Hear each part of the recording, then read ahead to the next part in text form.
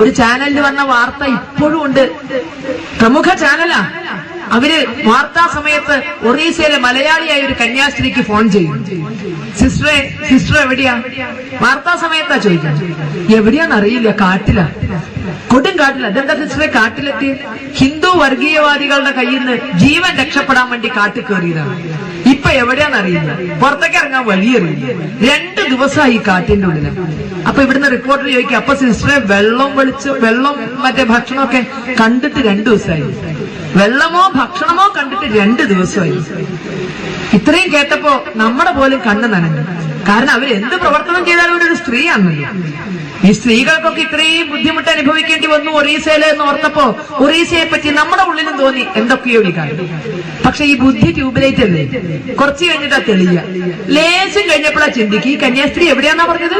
കൊടും കാട്ടില് പുറത്തേക്ക് ഇറങ്ങാൻ വഴിയറിയില്ല. 2 ദിവസമായിട്ട് കാട്ടിന്റെ അകത്തേക്ക് ഇങ്ങനെ കയറിക്കൊണ്ടിരിക്കുക. എവിടെയാ നിശ്ചയില്ല.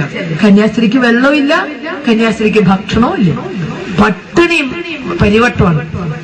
പക്ഷേ മൊബൈലിന് അപാര റേഞ്ച്, അസാധ്യ ചാർജ്.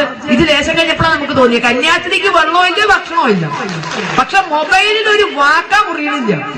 നമ്മൾ അടുത്തുനിന്ന് സംസാരിച്ചാൽ പോലും ഇത്രയും ക്ലിയർ ആയിട്ട് കിട്ടില്ല, അത്രയും ക്ലിയർ ആയിട്ട്. അന്ന് ആദ്യമായിട്ട് ഞാനും കർത്താവിനെ സ്തുതിച്ചു പോയി കേട്ടോ. ഈ കൊടുങ്കാട്ടിനുള്ളില് കന്യാസ്ത്രീയുടെ മൊബൈലിന് ഇത്രയും ചാർജ് റേഞ്ച് ഉണ്ടാക്കി കൊടുത്ത കർത്താവിന്, ദയാപരനായ കർത്താവിന് സ്തുതി പാടാതെ ഒരു വഴിയില്ല എന്ന് അന്ന് ആദ്യമായിട്ട് എനിക്ക് തോന്നി. അത് ക്രിയേറ്റ് ചെയ്ത വാർത്തയായിരുന്നു.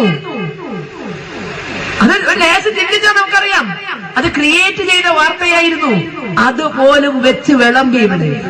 അവിടുത്തെ എത്ര ബലാത്സംഗ കഥകൾ ഇവിടെ പാടി, എത്ര കേസിൽ ആരെങ്കിലും ശിക്ഷിച്ചു, എന്തെങ്കിലും ഇവിടെ നടന്നു. അത് മുഴുവൻ നടക്കാത്ത ബലാത്സംഗമായിരുന്നു. നിന്നെ ബലാത്സംഗം ചെയ്തില്ലല്ലോ എന്നുള്ള വിഷമം കൊണ്ട് പറഞ്ഞതാണോ എന്ന് എനിക്കറിയാൻ വയ്യ. ഏതായാലും ഒരുപാട് ബലാത്സംഗങ്ങളുടെ കഥ നമ്മൾ കേട്ടു. നടക്കാത്ത ബലാത്സംഗങ്ങളായിരുന്നു അതൊക്കെ.